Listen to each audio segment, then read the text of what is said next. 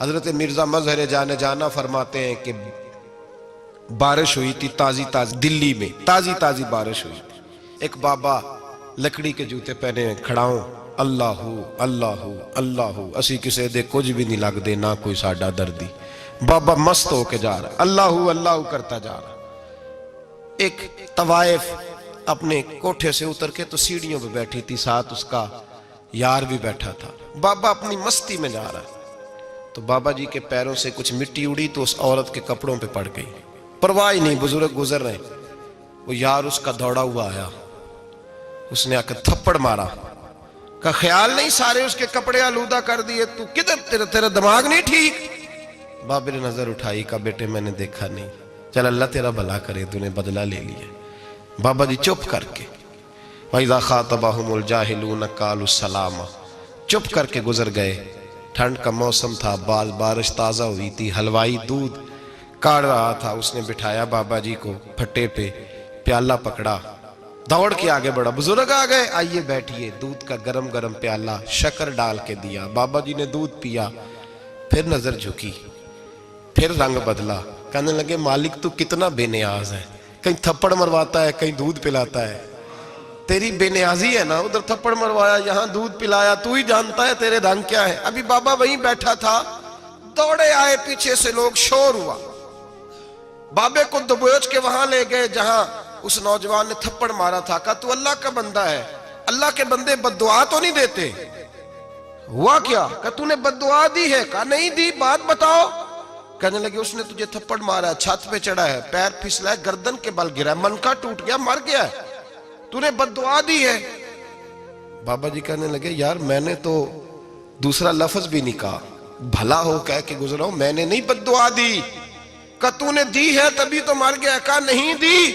کہا بابا تو بزرگ آدمی ہے، سچ بول. تو بابا جی کہنے لگے سچ سنو. پھر میں آ رہا تھا، میرے پیروں سے مٹی اڑی، اس کے یار کے کپڑوں پہ پڑی، اسے برا لگا، اس نے مجھے مارا.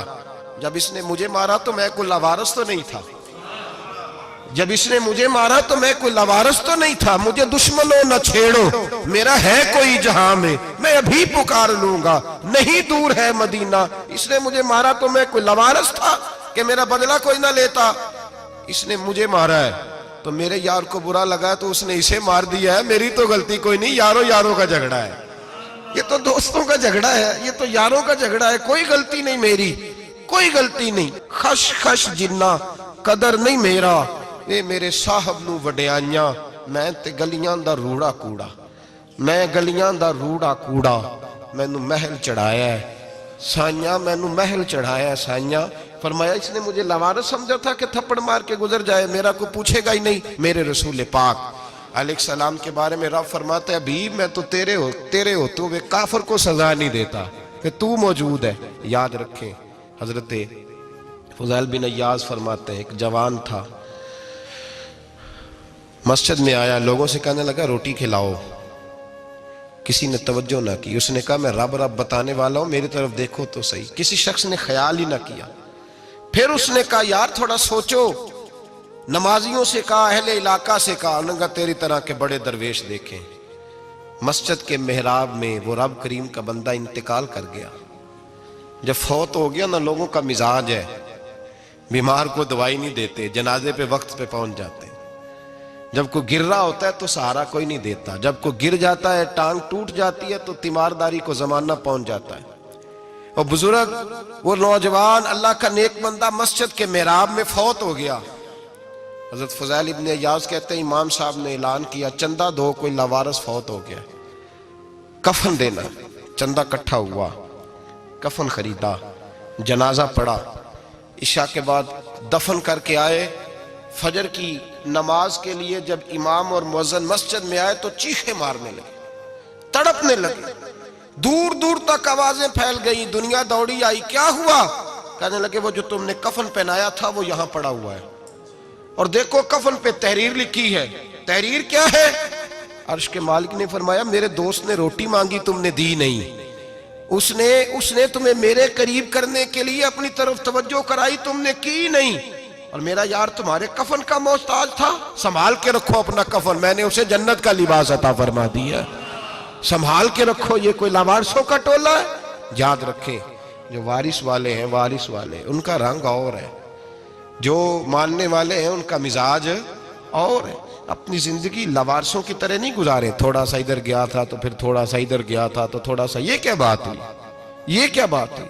اپنے آپ کو، اپنی نسبت کو، اپنے عقیدے کو مضبوط رکھیں۔ 1 انچ کے لیے اعلیٰ حضرت فاضل بریلوی رحمت اللہ علیہ کے مکان کی دیوار گر گئی، ایک کونا مکان کا، آپ جانتے ہیں پرانی دیواریں چھوٹی ہوتی تھی اور بارشوں میں اکثر گھروں کی دیواریں گری ہوئی ہوتی تھی۔ ایک سائیڈ کی دیوار گر گئی تو اس کونے میں ہندوؤں کا گھر تھا۔ اب مستری صاحب رات کو آئے، ان سے بات ہوئی تو کہنے لگے سویرے کام شروع کروں گا۔ کہا 1-2 صاحب نے کہ ہندوؤں کا گھر ساتھ ہے اور وہ دشمن بھی بڑے زیادہ ہیں، تو رات کو ہی ہو جائے۔ کہنے لگا جی نہیں، میری مجبوری ہے، مزدور کہاں سے لاؤں گا، بڑے معاملات ہیں، سویرے شروع ہوگی۔ اب رات کو مولانا ظفر الدین بہاری علیہ رحمہ کہتے ہیں بچے مدرسے کے، باقی سارے لوگ، سب کو جمع کیا گیا، چونکہ اس طرف سے تھوڑا خطرہ تھا ہندوؤں کی جانب سے۔ کہا جناب یہ بڑے دشمن ہیں اسلام کے، تو اس طرح کرو کہ 2-3 بچوں کی ڈیوٹی لگائیں یا کچھ لوگوں کی یہاں رات کو پہرا دیا جائے، ٹھنڈ بھی بڑی زیادہ تھی، کھڑا ہونا بھی مشکل تھا۔ اعلیٰ حضرت رحمت اللہ علیہ عشاء کی نماز کے بعد جلدی حجرہ خاص میں تشریف لے جاتے تھے۔ اس رات جب دیکھا نا باہر شور ہو رہا ہے تو اسی طرح سر پہ ایک رومال لپیٹا تو باہر آ گئے، کہنے لگے کیا شور ہے؟ کہ حضور سردی ذرا زیادہ ہے تو یہاں کسی کی ڈیوٹی لگانی ہے پہرے کی۔ 2 منٹ خاموش رہے، پھر فرمانے لگے کوئی ضرورت نہیں، جاؤ سو جاؤ سارے جا کے، کوئی ضرورت نہیں، جاؤ اپنے اپنے گھروں کو، کوئی حاجت نہیں، پہنچ جاؤ۔ کہا حضور مہربانی کرے، وہ طے ہونے لگا تھا۔ فرمایا میری وجہ سے کیوں کوئی ساری رات بیدار رہے، جاؤ تمہیں کہا نا آرام کرو۔ لوگ سو گئے۔ صبح فجر کی نماز پڑھ کے اعلیٰ حضرت رحمت اللہ تعالیٰ علیہ جب سیڑھیاں اتر رہے تھے رضا مسجد کی، تو وہ جس ہندو کی جانب سے زیادہ خطرہ تھا وہ سیڑھیوں پہ بیٹھا تھا، مسجد کی سیڑھیوں پہ۔ سب لوگوں کی توجہ ہو گئی، کہنے لگا مولانا میں کلمہ پڑھنے آیا ہوں، مجھے کلمہ پڑھا کے مسلمان کر دیں، میں کلمہ پڑھنے آیا ہوں، مسلمان کریں۔ لوگوں کی توجہ، اعلیٰ فرمانے لگے نہیں ابھی تو انتظار کر، تھوڑی دیر کے، اچھی طرح سوچ لے، جذباتی فیصلہ نہ کر کہ تو آ رہا ہے۔ یہ کہہ کے جب 2 سیڑھیاں نیچے اترے اس کے پاس سے تو اس نے پیر تھام لیے، کہنے لگا اب ایسے تو نہ کرو، رونے لگا۔ اعلیٰ حضرت رحمت اللہ نے کلمہ پڑھایا، کچھ باتوں کی نصیحت فرمائی، تشریف لے گئے۔ گھیرنے والے گھیر کے بیٹھ گئے، کہنے لگے ہمیں بھی بتا بدلہ کیسے ہے؟ کہنے لگا دیوار گر گئی، آدھی رات کے وقت، آدھی رات تک انتظار کرتا رہا، پہرے دار کوئی نہیں، تو 2 تلواریں لے کر جب میں ان کے مکان کی جانب بڑھا، میں نے کہا آج گردن کاٹوں گا اور کاٹ کر کے نکلوں گا۔ کہتا ہے جب میں قریب آیا تو 2 شیر کھڑے تھے، اوپر سے پلٹ کے آیا تو پھر کھڑے تھے، ادھر سے پلٹ کے آیا تو پھر کھڑے تھے۔ فرماتے ہیں میں 2 گھنٹے کے بعد آیا تو پھر پلٹ کے کھڑے تھے، میں پھر 1 گھنٹے کے بعد آیا، سحری کا وقت ہو گیا تو پھر پلٹ کے کھڑے تھے، اب میں ڈر کے بھاگا۔ کہتے ہیں فاضل بریلوی نے اپنی کھڑکی سے منہ باہر نکالا، کہنے لگے اور کتنا تجربہ کرے گا، مجھے تو لاوارث سمجھتا ہے، لاوارث ہوں میں، اور کتنا تجربہ کرے گا، بس کر مان جا۔ میں نے کہا حضور یہ کون ہے، مجھے بتائیے تو صحیح یہ کون ہے؟ تو کہنے لگے میں نے ساری زندگی رسول اللہ کی عظمت کا دفاع کیا ہے، ساری زندگی غوث اعظم کے نعرے لگائے ہیں، ابھی تو یہ مدد صرف غوث پاک جیلانی کی بھیجی ہوئی ہے، ابھی تو غوث اعظم کی بھیجی ہوئی مدد ہے، مولا علی ابھی پیچھے ہیں، 2 جہاں کے محبوب ابھی اس سے پیچھے ہیں، وہ تو ابھی پیچھے ہیں، پیچھے کھڑے ہیں کہ ضرورت پڑی تو ہم بھی تیار بیٹھے ہیں۔ او بھائی آج رواج ہو گیا، رواج، میں نے 2-4 دن پہلے بھی کہا تھا، لوگ کہتے ہیں نہیں کوئی نہیں ضرورت، سامنے سارا کچھ نظر آ رہا ہے۔ او خدا کے بندو یاد رکھو، نسبت ہے بڑی چیز، جانے تگو دو میں، اگر کسی کو نسبت میسر آ گئی نا، نسبت، خالی دامن ہی مل گیا، تیرے ہاتھ میں کچھ ہے تو ہونی چاہیے نا، خالی دامن ہی تجھے کسی کا میسر آ گیا تو بچ گیا۔ اپنی نسبتوں کی حفاظت کریں، ان کو مضبوط کریں، ان پر محنت کریں، ان پر توجہ رکھیں۔ یہ نسبت جو ہوتی ہے نا، نسبت، یہ دیکھیں نا، ایک گتا ہے، وہ عام کتاب کو لگا ہوا ہے تو جہاں مرضی رکھ دو، اس کی کوئی قدر نہیں، لیکن جو گتا قرآن مجید کو لگ گیا ہے اس کو بغیر وضو چھونا جائز ہے۔ ایک پٹھے پہ اینٹ بنی ہے، جو باتھ روم میں لگ گئی وہاں بغیر جوتے کے جایا نہیں جا سکتا، اور جو مسجد میں لگ گئی وہاں جوتے پہن کے جایا نہیں جا سکتا. یہ نسبت ہے بڑی چیز. اگر میسر آئے نصیب ہو اپنی نسبت کو مضبوط کر کے رکھا کریں, اس کی جولانی کا مظاہرہ کیا کریں. اس نسبت میں روز توانائی آنی چاہیے. میں آپ کو بڑی ذمہ داری کے ساتھ ایک بات بتاتا ہوں تجربے کی. ہمیں جتنا کسی نے آ کے کہا ہے نا نسبت کے خلاف, ہماری نسبت اس سے زیادہ مضبوط ہوئی. ہمیں جتنا کسی نے آ کے کہا ہے نا جی آپ کو کیا ملا, آپ کو کیا ملا, تو ہم نے اتنا کہا یار جیسے جیسے تو کہتا جاتا ہے ہماری تو نسبت میں اضافہ ہوتا جاتا ہے, ہمارا تو مزاج بدلتا جاتا ہے. روز ایک نیا پردہ کھلتا ہے, روز ایک نیا رنگ واضح ہوتا ہے, روز ایک نئی توانائی. ابھی تھوڑے دن کی بات ہے, ایک مولانا شرف الدین صاحب ہیں, مفتی صاحب, میرے حضرت صاحب کے مرید ہوئے.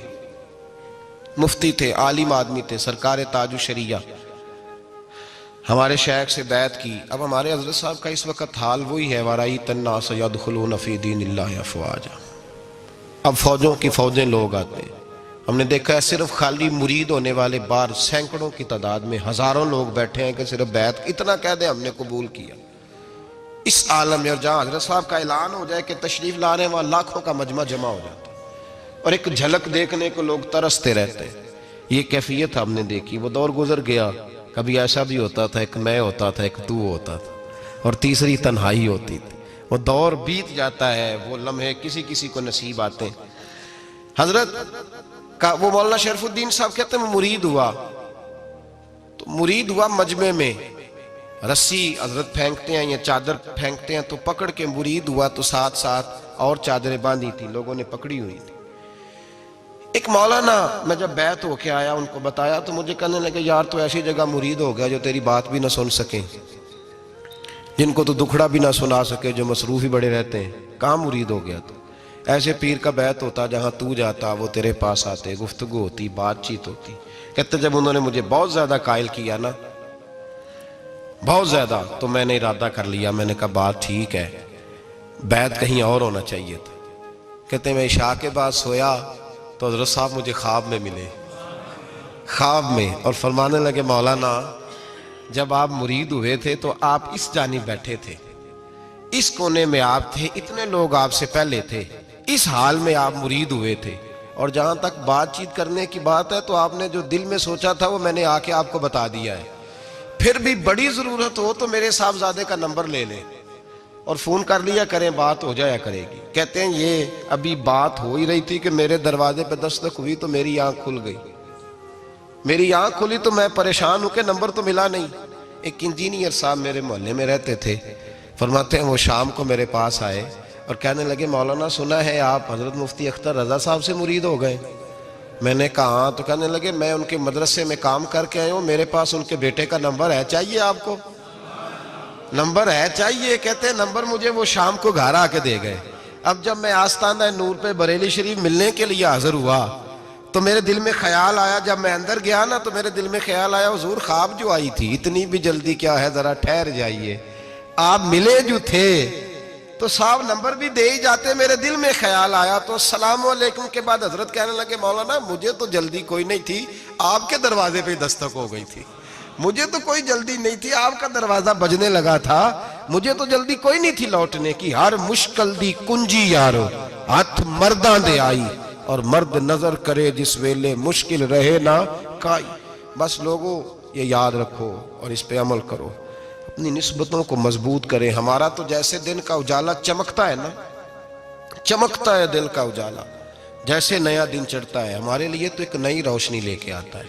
اپنے آپ کو بیدار رکھیں.